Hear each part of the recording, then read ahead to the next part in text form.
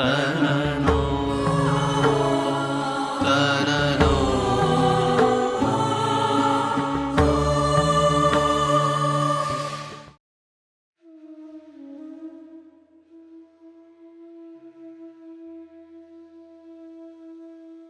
गुरुर्ब्रह्मा गुरुर्विष्णुः गुरुर्देवो महेश्वरः गुरुः साक्षात् परब्रह्म तस्मै श्री गुरवे नमः। सर्वेभ्यः जय श्री कृष्ण। भगवान श्री हरि के श्री चरणों में हमारा सभी का सदैन्य भाव से प्रणाम हो।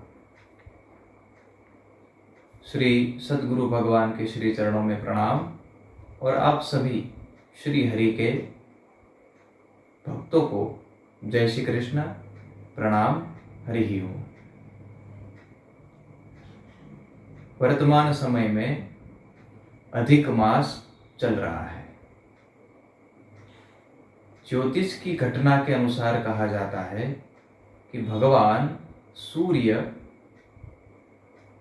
किसी दूसरी राशि में प्रवेश नहीं करते हैं, संक्रांति नहीं करते हैं, तब जो समय होता है उसको अधिक मास कहा जाता है और हर 3 साल में यह मास आता है।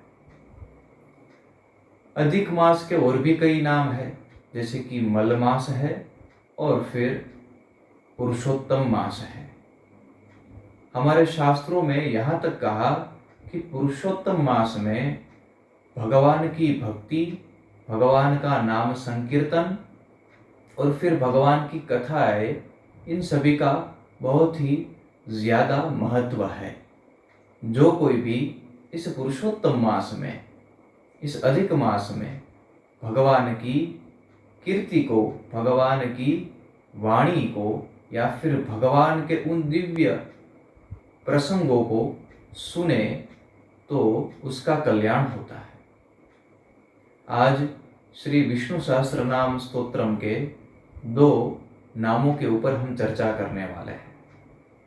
जगत गुरु शंकराचार्य जी ने कहा कि गेयम गीता नाम सहस्रम ध्येयम श्रीपति रूपमजस्रम। श्रीमद् भगवत गीता का और श्री विष्णु सहस्त्रनाम स्तोत्रम का हमें पाठ करना चाहिए, उसका गायन करना चाहिए।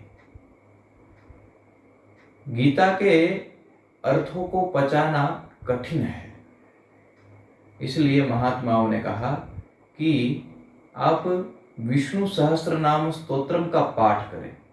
इससे क्या होगा कि गीता के जो रहस्यमय अर्थ है उसको हम समझ सकेंगे, क्योंकि भगवान की अनुकंपा से गीता के जो भी अर्थ है उसको हम सही ढंग से, सही प्रकार से समझ सकेंगे। तो श्री विष्णु सहस्त्रनाम स्तोत्रम के जो 2 नाम है उसमें सर्वप्रथम नाम है दुराधर्ष। सहस्त्र नाम में एक श्लोक भी है भगवान का, आइए उसका पठन करते हैं। ईश्वरो विक्रमी धन्वी मेधावी विक्रमः क्रमः अनुत्तमो दुराधर्षः कृतघ्नः कृतिरात्मवान्। जगत गुरु शंकराचार्य जी ने श्री विष्णु सहस्त्र नाम स्तोत्रम के ऊपर अपना भाष्य, अपना मत प्रकट किया और वहां उन्होंने दुराधर्ष शब्द की व्याख्या कही कि दैत्य आदि भी धर्षयितुम न शक्यत इति दुराधर्षः। इसका अर्थ है कि जो दैत्यादिकों से दबाए नहीं जा सकते वे भगवान है, वे दुराधर्ष है। क्योंकि भगवान सत्वमय है और दैत्यादिक तमोमय है। अंधकार चाहे सदियों पुराना क्यों ना हो, लेकिन प्रकाश की एक किरण उस अंधकार का नाश करती है, क्योंकि प्रकाश सबसे बड़ा है, अंधकार बड़ा नहीं है। इसलिए भगवान दुराधर्ष है।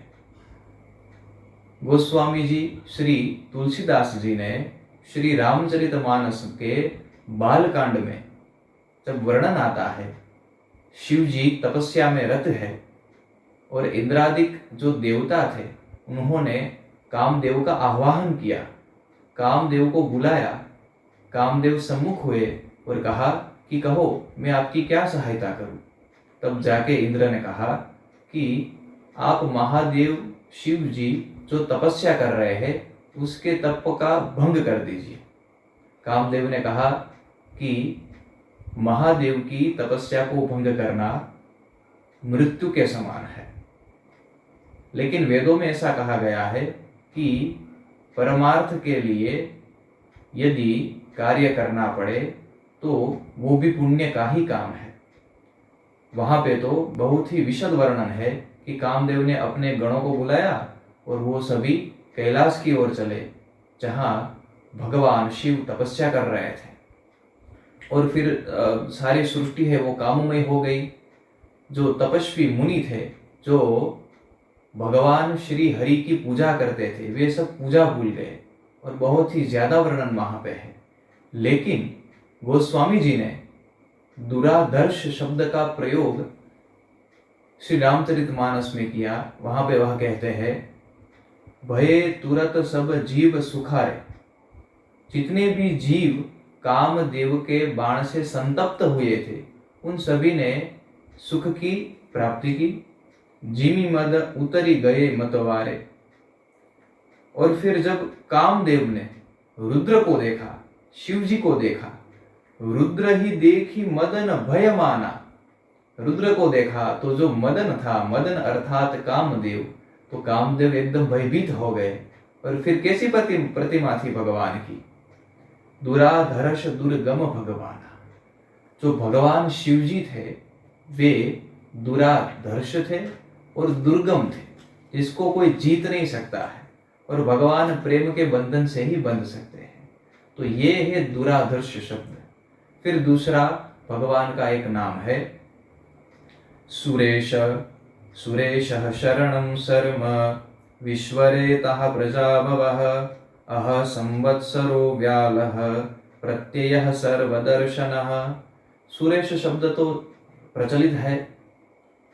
सुराणाम ईशः इति सुरेशः। जो देवताओं के भगवान है, उसके इष्ट है, उसके ईश है, उसको सुरेश कहा गया है। आदि गुरु शंकराचार्य जी ने सुरेश शब्द की व्याख्या कही कि वहां पे व्याकरण की दृष्टि से सु नामक उपसर्ग है और फिर रा धातु है। तो वहां पे अर्थ है कि जो शुभ देने वाले हैं उन लोगों के जो ईश है उसको सुरेश कहा गया है। और जो देवताओं के स्वामी है, देवताओं का भला करते हैं, वो स्वयं श्री हरि सुरेश के रूप में विराजित है। तो दुराधर्ष भगवान और सुरेश भगवान। आप सभी को जय श्री कृष्ण, प्रणाम, हरि ओम।